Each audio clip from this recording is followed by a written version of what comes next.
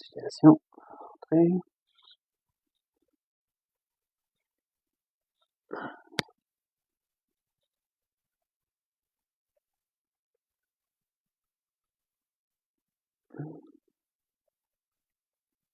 Ah.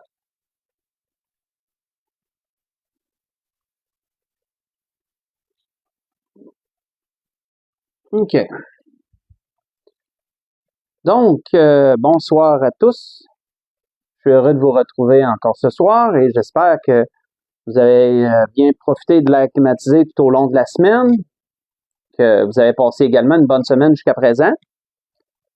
Donc, sans plus attendre, avant d'enchaîner avec le message que l'Esprit a mis dans mon cœur pour nous, je vais nous conduire en prière. Ensuite, on pourra aller avec ces belles paroles que le Seigneur veut nous donner ce soir.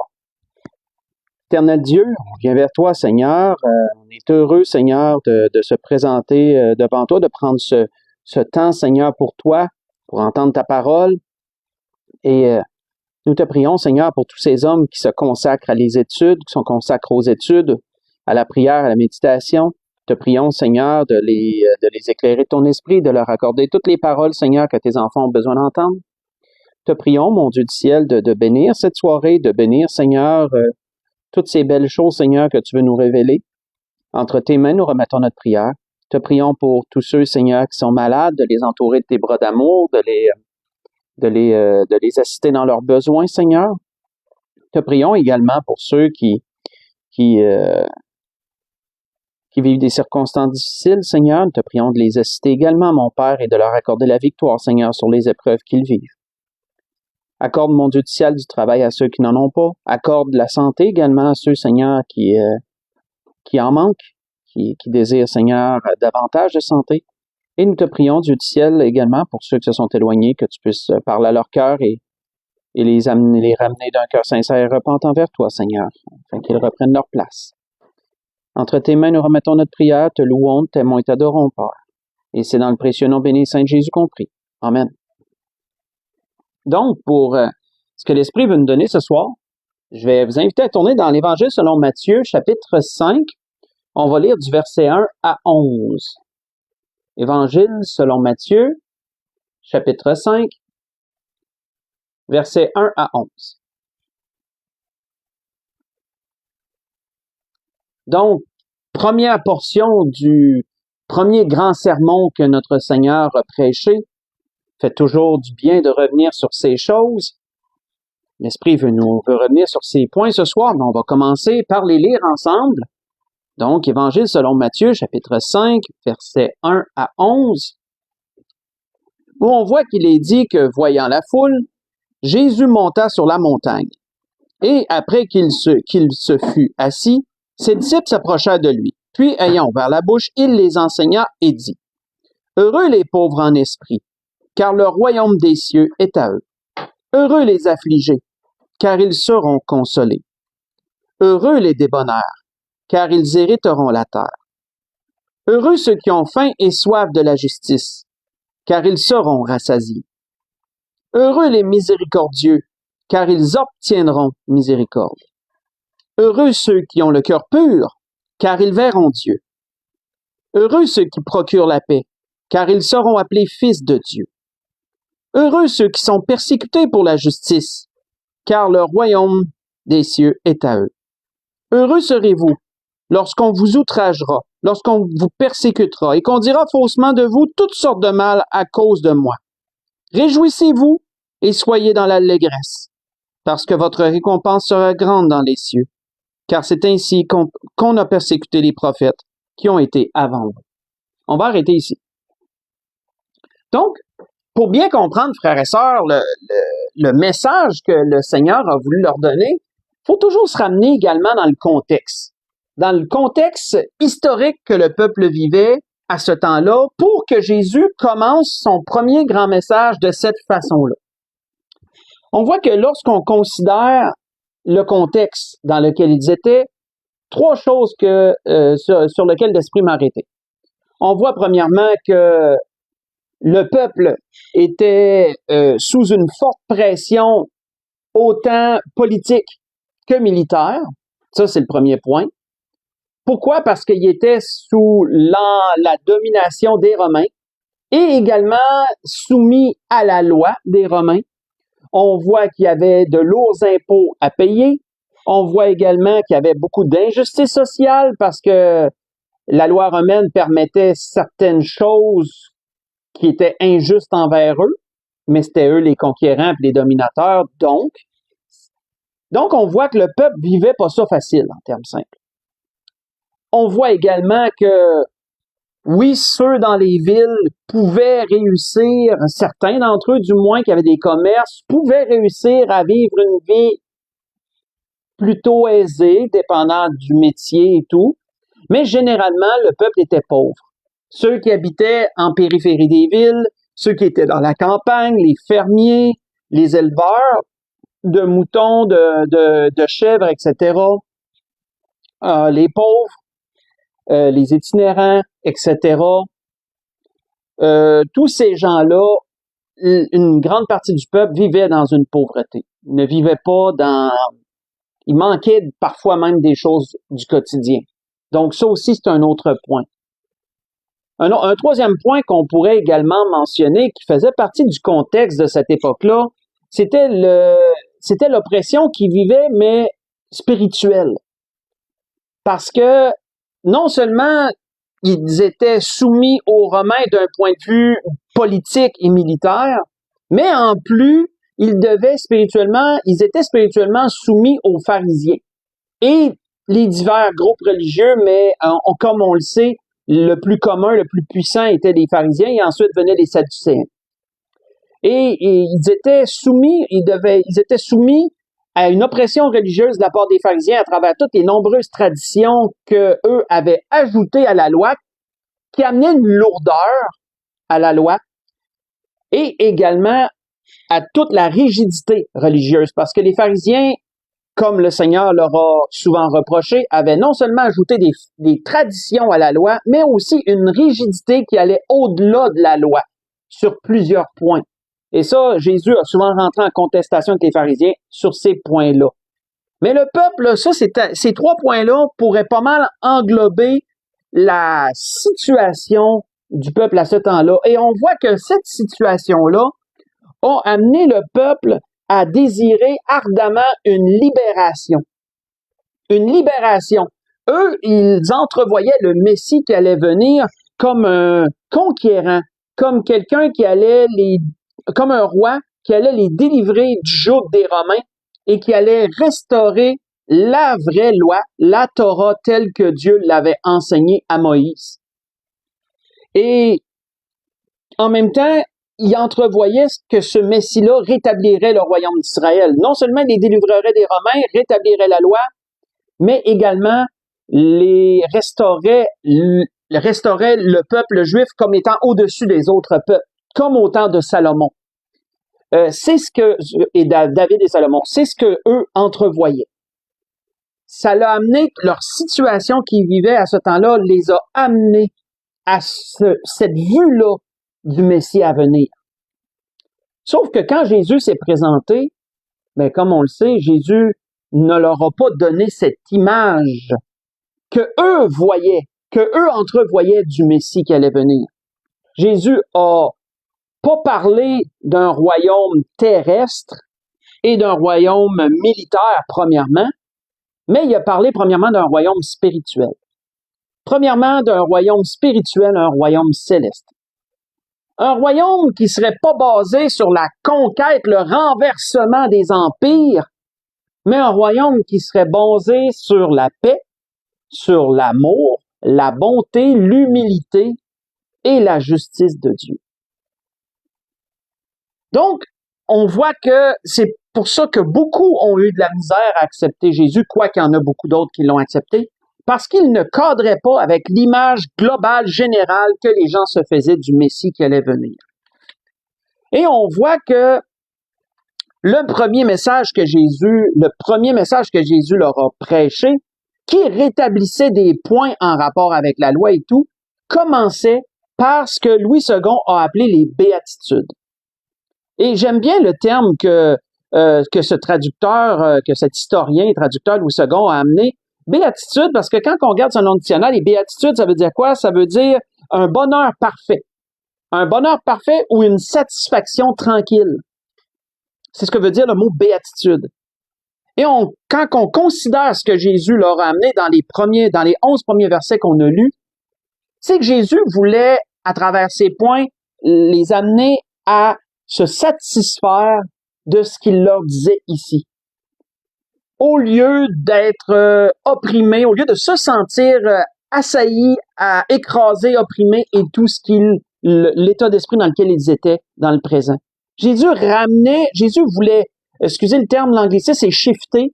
Il voulait comme ramener leur pensée sur un point principal du royaume qu'il annonçait. Et on peut comprendre à travers ce que je viens de vous dire un peu le pourquoi des béatitudes. Et Jésus commence comment? Jésus commence en disant « Heureux les pauvres en esprit. Heureux les pauvres en esprit, car le royaume des cieux est à eux. » Quand on regarde le mot pauvre ici, le mot esprit, excusez-moi, le mot esprit vient du grec pneuma. Pneuma qui a rapport avec le déplacement de l'air, pneumatique, hein, tout ce qui est pneumatique, déplacement d'air, etc., vient du mot grec pneuma. Mais quand on regarde ce que voulait dire pneuma, ça comportait deux choses.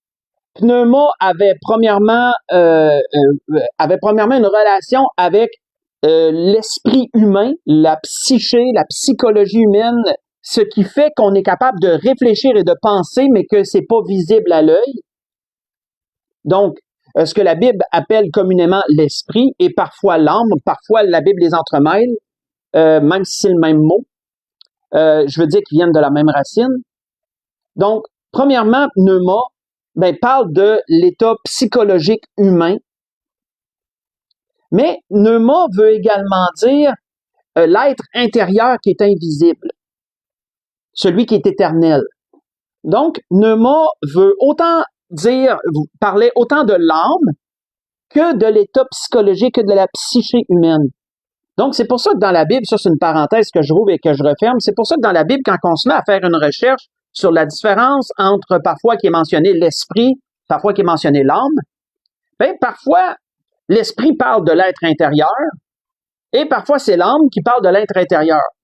Pourquoi qu'il y a une confusion dans ce mot dans la Bible?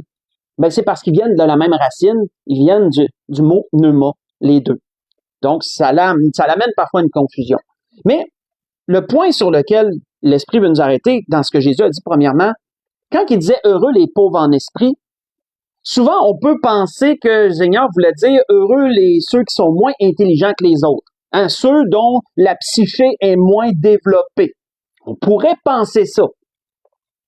Mais frères et sœurs, ce que Jésus voulait réellement dire quand il disait « heureux les pauvres en esprit », il voulait dire « heureux ceux qui se considèrent spirituellement pauvres », dans le sens qui reconnaissent leur dépendance totale de la grâce de Dieu. Heureux ces gens-là.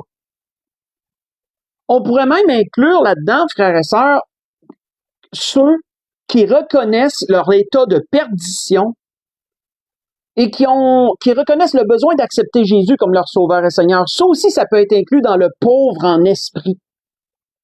Spirituellement pauvre.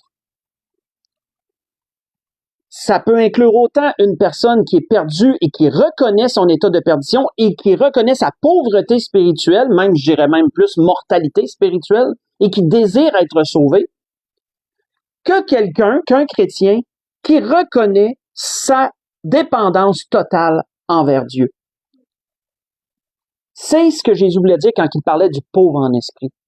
Pourquoi? Parce que celui qui se considère pauvre en esprit se place dans un état de réception. S'il comprend qu'il est pauvre en esprit et qu'il le déclare, qu'il le reconnaît, je veux dire, mais il se place dans la position de recevoir les grâces de Dieu. La Bible nous dit que Dieu résiste aux orgueilleux, mais il fait grâce aux humbles. L'humble, c'est celui qui se reconnaît pauvre en esprit. Jésus disait, « Heureux les pauvres en esprit ». Parce qu'à travers la reconnaissance de leur faiblesse, Ils reconnaissent que sans Dieu, sans Jésus, ils ne peuvent rien faire. Hein, souvenez-vous que Jésus dit ça dans Jean 15, verset 5. Sans moi, vous ne pouvez rien faire. Le pauvre en esprit reconnaît ça. Il reconnaît ça. Il l'accepte pleinement. Il n'y a aucune réticence dans ces choses. Donc Jésus commençait comme ça son message. Premièrement, aie un bonheur, sois heureux malgré que tu es pauvre en esprit. Sois satisfait. Et cette satisfaction qui apporte la paix, d'être pauvre en esprit, parce que le royaume des cieux t'appartient, disait Jésus. On voit quoi Jésus disait ensuite? Jésus disait, heureux les affligés, car ils seront consolés. Quand tu es affligé, c'est parce qu'il y a une lourdeur qui est sur ton cœur. Il y a une lourdeur qui est sur ton cœur et ça t'attriste. Les affligés dont Jésus parlait, c'était ceux qui étaient capables de voir le mal qui les entourait.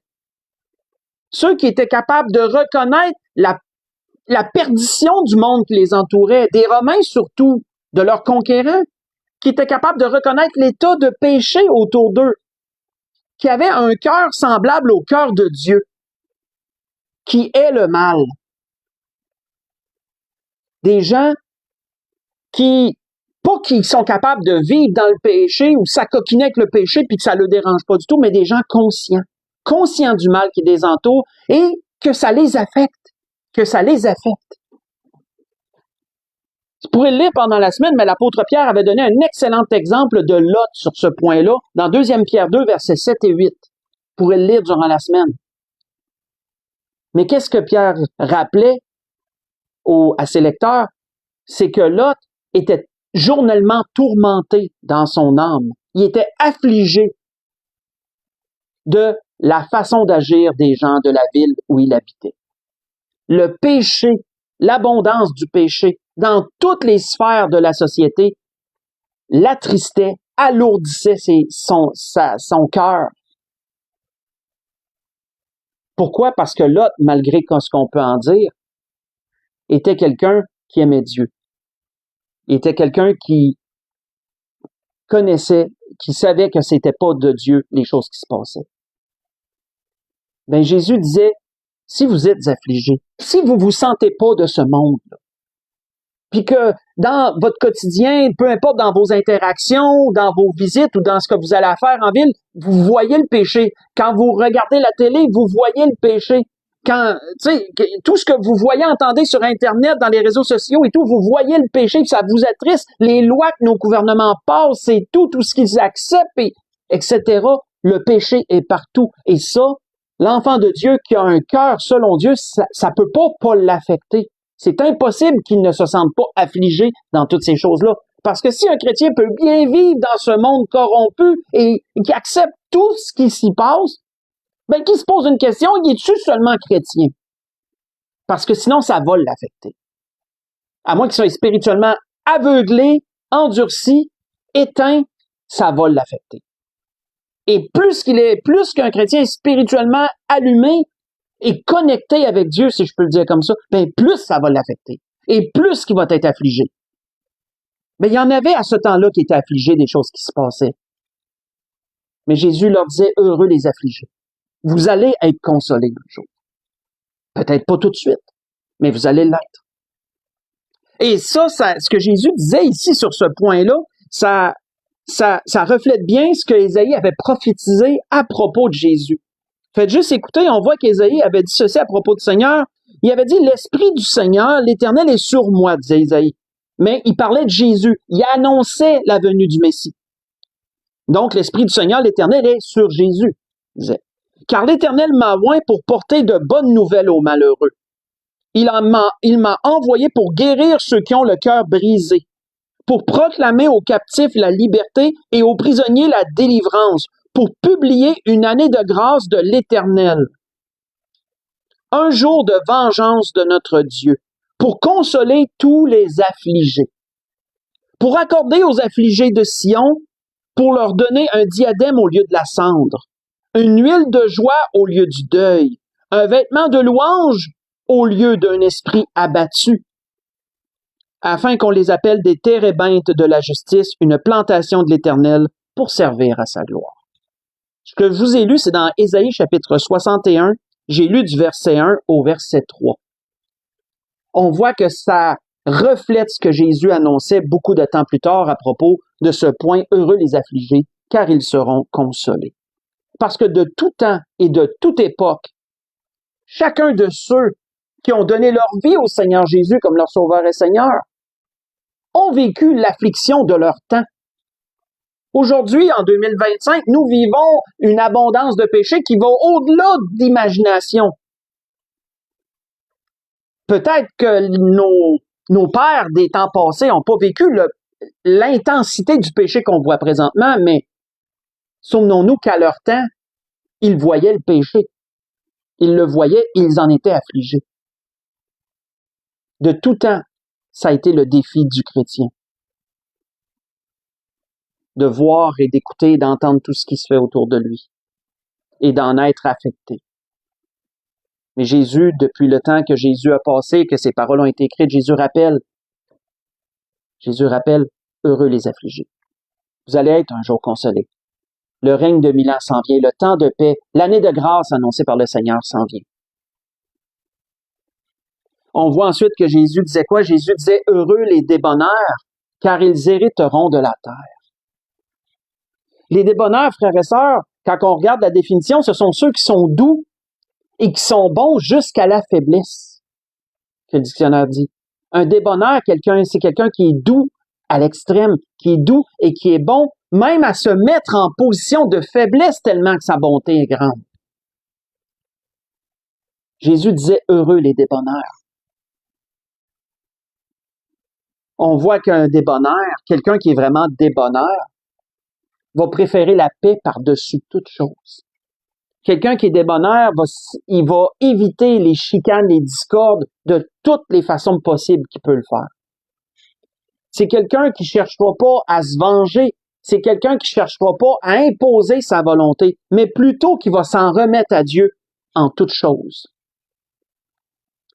Un bon exemple de débonneur, Jésus en a parlé un peu plus loin, si vous voulez lire avec moi dans Matthieu 5, mais si on lit versets 39 à 42, plus loin dans ce même message, Jésus a parlé et ces points, on peut les associer à quelqu'un de débonneur. Dans Matthieu chapitre 5, c'est pas tellement plus loin, versets 39 à 42. Où Jésus disait, mais moi je vous dis de ne pas résister aux méchants. Si quelqu'un te frappe sur la joue droite, présente-lui aussi l'autre. Quelqu'un qui est capable d'accepter l'injustice et qui ne cherche pas à répliquer par l'injustice est quelqu'un de débonneur. C'est quelqu'un qui veut la paix par-dessus tout, même quitte à se placer en position de faiblesse. Vous savez, Salomon dit dans les Proverbes que le fer aiguise le fer. Proverbe populaire, qui veut dire que quand quelqu'un te fait quelque chose, si toi tu lui fais quelque chose, il va te faire quelque chose et tu lui feras quelque chose, le fer aiguise le fer, de sorte que ça s'arrête pas. Mais quelqu'un de débonneur va éteindre le feu parce qu'il ne répliquera pas. Plutôt, il va même présenter l'autre joue. Une façon de parler pour dire qu'il va se mettre en position de faiblesse pour démontrer qu'il ne veut pas de chicane, il veut pas de bagarre, il veut pas de trouble. Il fuit ces choses, il ne les veut pas, il ne les cherche pas. Quitte à se placer en position de faiblesse. On voit que Jésus disait, si quelqu'un veut plaider contre toi et prendre ta tunique, laisse-lui encore ton manteau. Quelqu'un de débonneur va accepter même d'être dépouillé de certaines choses. Il va accepter de perdre peut-être des moyens financiers ou de perdre des moyens, des matériels, des choses matérielles pour la paix. Il va préférer perdre des choses pour avoir la paix que de se battre pour un brin de matériel ou de se battre pour quelques dollars puis d'amener du trouble et de la chicane, etc. Celui qui est débonneur va accepter de perdre à la place du trouble, à la place de la chicane ou à la place de plaider en justice ou quoi que ce soit. C'est ce que Jésus disait quand il disait, si quelqu'un prend ta tunique, laisse-lui encore ton manteau. Ça, c'est quelqu'un de débonneur qui peut faire ça. Quand Jésus disait, si quelqu'un te force à faire 1 000, fais-en 2 avec lui. Vous savez d'où ça vient, ça? On l'a souvent mentionné. Mais la loi romaine, à ce temps-là, prescrivait, un soldat pouvait obliger n'importe quel juif qui croisait sa route à laisser ses affaires et à porter son pactage sur 1 mille de long, même s'il n'allait pas dans le même côté que lui, pour que le soldat puisse se reposer de porter son pactage. C'était une loi romaine et le juif ne pouvait pas refuser sous peine de sanction. Donc Jésus disait, si quelqu'un te force à faire 1 mille, ben fais-en 2 avec lui. Le débonneur est capable de faire ça. Le débonneur est capable de faire ça. Et qu'est-ce que Jésus disait? Heureux les débonneurs parce qu'ils vont hériter de la terre. Dieu va tellement leur redonner au centuple tout ce qu'ils auront perdu dans cette vie, le temps qu'ils auront perdu, le matériel qu'ils auront perdu à cause d'injustice quelconque, les moyens financiers qu'ils auront perdu à cause d'injustice quelconque. Dieu tient en compte toutes choses. Dieu tient en compte toutes choses et Dieu va redonner au débonneur, au centuple. On voit que Jésus disait quoi? Jésus disait, heureux ceux qui ont faim et soif de justice, car ils seront rassasiés. Ceux qui ont un désir profond d'accomplir la volonté de Dieu. Ça, c'est quelqu'un qui a faim et soif de justice. Nous, on le prend sous l'aspect qu'il désire que la justice de Dieu règne ici-bas. On pense que c'est ça que ça veut dire. Ceux qui ont faim et soif de justice, c'est qu'ils voudraient tellement que les choses aillent selon Dieu. D'une part, on pourrait dire que oui, mais principalement ce que Jésus voulait dire, c'était de pratiquer la justice de Dieu. Ceux qui ont faim et soif de justice sont ceux qui vont faire leur délice de la parole de Dieu. Comme David le disait dans les psaumes, je fais de l'Éternel mes délices, je fais de ta loi mes délices. David disait ça dans les psaumes. Autant de Dieu que de sa loi, il disait ça. Celui qui a faim et soif de justice veut accomplir la volonté de Dieu, coûte que coûte. Il veut marcher selon les voies de Dieu, coûte que coûte. Il a faim et soif de justice. Et qu'est-ce que Jésus disait? Il sera rassasié. Sera rassasié. Parce que oui, un jour, le Seigneur va établir son règne. Et lorsque le Seigneur établira son règne, le monde fonctionnera selon Dieu. Donc, ça vient chercher, oui, cet aspect-là aussi. On voit que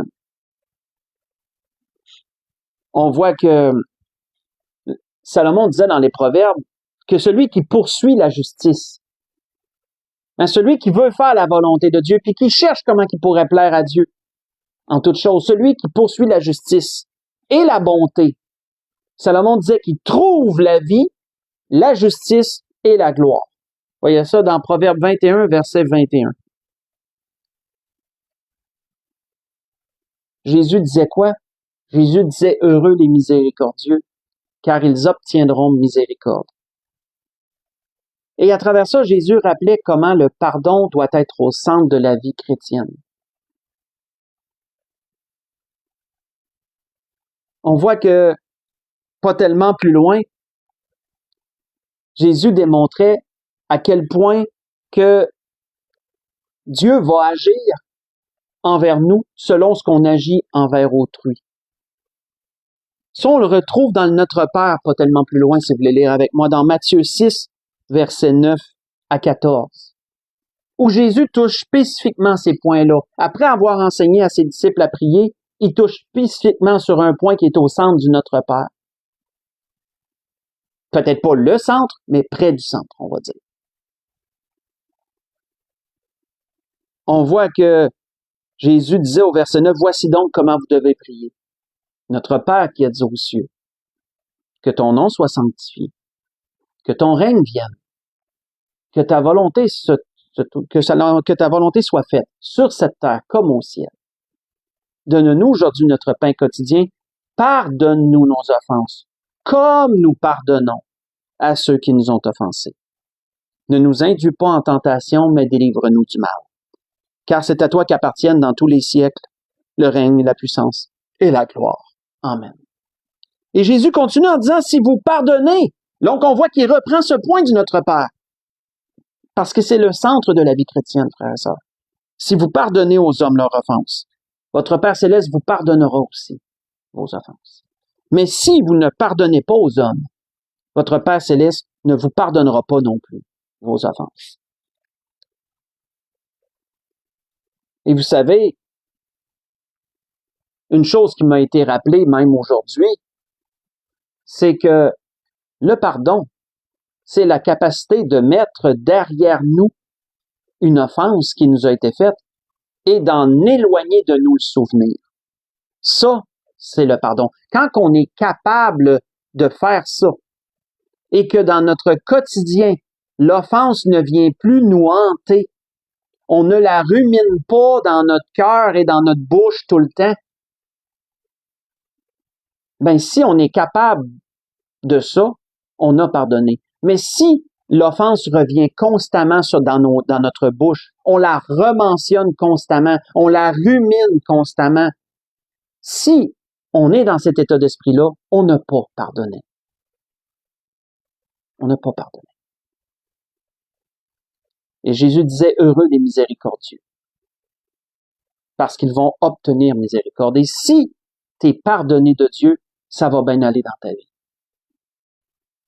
Parce que vous savez, quand on pense à ça, la Bible nous dit que Dieu nous a pardonné de nos péchés. À travers Jésus-Christ, on est lavé de nos péchés. On est pardonné. Si Dieu devait ramener constamment les fautes qu'on a commises contre lui, comment serait-il capable de dire qu'il nous a pardonné s'il ramenait constamment nos fautes devant nous? Non, la Bible nous dit qu'autant que le ciel est éloigné de la terre, autant que Dieu éloigne de nous notre iniquité, nos iniquités. Pour démontrer que quand Dieu pardonne, c'est pardonné. Puis Dieu nous demande d'agir comme lui, aussi difficile soit-il. Et d'être heureux à travers ça. D'être heureux à travers ça. Souvenons-nous que Pierre avait dit un jour au Seigneur, jusqu'à combien de fois je dois pardonner? Puis que Jésus, par un jeu de mots, lui avait amené que le pardon est sans limite. Il est sans limite, il est constant.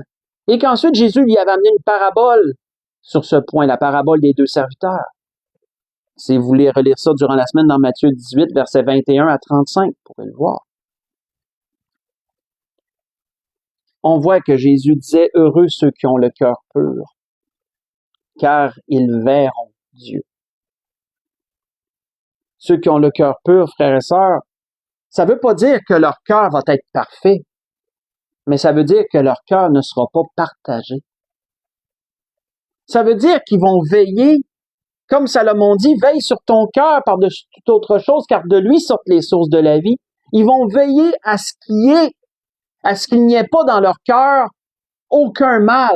Ils vont veiller à ce qu'il n'y ait pas dans leur cœur aucune racine d'amertume, aucune animosité, aucune clameur, aucune colère, aucune méchanceté. Ils vont veiller à ce que leur cœur demeure serein et en paix envers Dieu. Et comment vont-ils savoir que leur cœur est en paix avec Dieu? Comment vont-ils savoir que leur cœur est pur? Mais c'est à travers les paroles qu'ils vont dire. Souvenons-nous, parce que Jésus l'a dit, ça. Et c'est un point sur lequel on revient souvent, mais qu'est-ce que Jésus avait dit? Jésus avait dit que c'est de l'abondance du cœur que la bouche parle. Mais ce qui sort de la bouche vient du cœur, et c'est ce qui souille l'homme, disait le Seigneur. Car c'est du cœur que viennent les mauvaises pensées, les meurtres, les adultères, les impudicités, les vols, les faux témoignages, les calomnies. Voilà ce qui souille l'homme, disait le Seigneur. Vous voyez ça dans Matthieu 15, versets 18 et 19. Donc, si quelqu'un est capable de dire des méchancetés à quelqu'un d'autre, des paroles blessantes, des paroles dures, si quelqu'un est capable de dire ces choses, de dire même des paroles qui ne devraient même pas franchir les lèvres d'un chrétien, tellement qu'elles sont mal, si quelqu'un est capable de dire de telles choses, est-ce que son cœur est pur? Absolument pas. Absolument pas. Au contraire, il est souillé. Puis cette personne devrait bien commencer à réfléchir et à prier Dieu, comme David avait dit, « Crée en moi un cœur pur, renouvelle en moi un esprit bien disposé. » Heureux ceux qui ont le cœur pur, disait le Seigneur. parce qu'ils verront Dieu. Et avant la conclusion, qu'est-ce que Jésus disait? Jésus disait, heureux ceux qui procurent la paix, car ils seront appelés fils de Dieu. Ceux qui procurent la paix, frères et sœurs, on peut les appeler des pacificateurs, des gens qui apportent la paix. Ça, c'est un pacificateur. C'est pas des gens qui vont chercher à s'éloigner des conflits, mais c'est des gens même qui vont chercher à rétablir les gens, à reconnecter les gens les uns avec les autres. Un pacificateur, excusez-moi, quelqu'un qui procure la paix, c'est quelqu'un qui va désirer que la paix règne dans son entourage. S'il voit une chicane, il va essayer de réunir les gens ensemble, il va essayer d'amener la paix parmi les gens. Pourquoi? À travers cela, il va agir comme Dieu. Il sera appelé fils de Dieu parce qu'il agira de la même manière que Dieu. Comment pouvons-nous dire que Dieu agit comme ça, frères et sœurs? Mais qu'est-ce que l'apôtre Paul disait aux Corinthiens? L'apôtre Paul disait que Dieu a réconcilié l'homme avec lui-même à travers son Fils.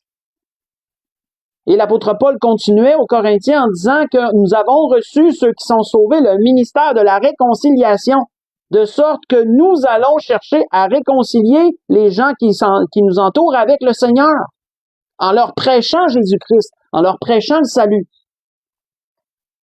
Ça, c'est être un pacificateur.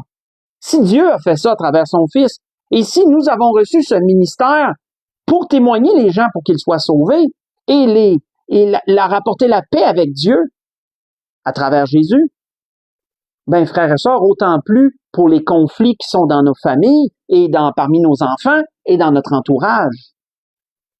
Quelqu'un qui procure la paix va essayer de va essayer de régler les conflits autant que faire se peut. Autant que faire se peut. Et à travers cette façon d'agir, il sera appelé fils de Dieu. Parce qu'il agit comme Dieu agit. Comme Dieu agit encore d'ailleurs. Et c'était ce que l'Esprit voulait nous dire ce soir. Et pour conclure, on va voir le dernier point. Les deux derniers qui en font un, somme toute.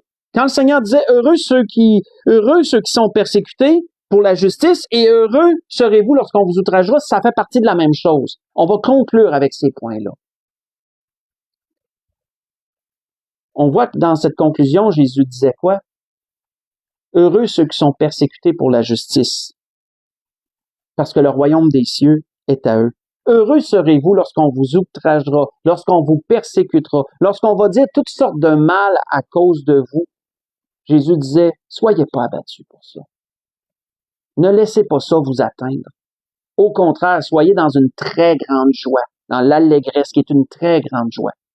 Pourquoi? Parce que les prophètes avant vous ont subi les mêmes choses. Donc, vous savez que vous marchez dans le même esprit et dans le même état d'agissement que les prophètes avant vous. Mais plus encore, frères et sœurs, on sait à travers ça qu'on marche comme Jésus a marché. Parce que Jésus disait, dans Jean 15, pas besoin de se tourner, mais dans Jean 15, versets 18 à 20, que s'ils l'ont traité d'une certaine façon, ben, il dit, mes serviteurs vont être traités de la même façon. Ceux qui veulent vivre selon Dieu, il est inévitable qu'il va arriver, qu'ils vont heurter des gens. Ceux qui veulent vivre selon Dieu et accomplir la volonté de Dieu vont déranger des gens qui les entourent. Ils vont heurter des gens qui les entourent. Ils vont peut-être les offenser. Et même des chrétiens, ça peut même arriver avec des chrétiens, ça. Parce que quelqu'un plus spirituel qui comprend plus ce que le Seigneur demande va faire une chose et celui qui est moins spirituel, qui est plus charnel, ne le comprendra pas et il peut être heurté à travers ces choses-là. Ça peut arriver même parmi les chrétiens, ça. Mais ça va arriver parmi les païens qui vous entourent aussi. Et peut-être qu'à travers cela, vous allez vivre des persécutions, vous allez vivre de l'injustice et vous allez en être affecté. Et Jésus dit non. Heureux serez-vous dans ces temps-là. Parce que Dieu va se souvenir de ces choses. Dieu va se souvenir de ces choses. Et ça rejoint ce que Pierre avait dit un jour, faites juste écouter. Ça rejoint ce que Pierre avait rappelé un jour. On voit que Pierre avait dit, bien-aimés, Ne soyez pas surpris comme d'une chose étrange qui vous arrive de la fournaise qui est au milieu de vous pour vous éprouver. Réjouissez-vous, au contraire, de la part que vous prenez aux souffrances de Christ, afin que vous soyez aussi dans la joie et dans l'allégresse lorsque sa gloire apparaîtra. Si vous êtes outragé pour le nom de Christ, vous êtes heureux, parce que l'Esprit de gloire, l'Esprit de Dieu repose sur vous. Que personne d'entre vous, en effet, ne souffre comme meurtrier ou voleur ou malfaiteur ou pour s'être ingéré dans les affaires d'autrui, mais si quelqu'un souffre comme chrétien, qu'il n'en ait point honte et que plutôt il glorifie Dieu à cause de ce nom. Jésus disait, heureux serez-vous dans ces choses. Et ça complétait, frères et sœurs, ce que l'Esprit voulait nous donner ce soir sur les béatitudes. Dans tous ces points, Jésus voulait rappeler à ses auditeurs qui vivaient leurs défis à leur époque et à nous, de nos jours, qui vivons nos défis, nous aussi, de se satisfaire à travers les principes, si je peux les appeler comme ça, du royaume de Jésus, du royaume de Dieu, que Jésus nous a apporté. De l'Église qui est établie. Parce que l'Église, c'est le royaume de Dieu ici-bas. De se satisfaire à travers les points qu'il a nommés. D'y trouver sa joie. Parce que dans toutes ces choses, Dieu saura tenir compte de tout et de rendre à chacun selon ses œuvres dans tout. C'est la grâce que je nous souhaite à tous, frères et sœurs, dans tous ces points. Donc, je voudrais vous souhaiter à tous et à toutes une belle fin de soirée, un bon restant de semaine. Que le Seigneur vous bénisse et vous dirige dans tous vos besoins. Et on va se dire à dimanche prochain pour l'Église de l'Espérance. Soyez bénis, bonne fin de soirée tout le monde.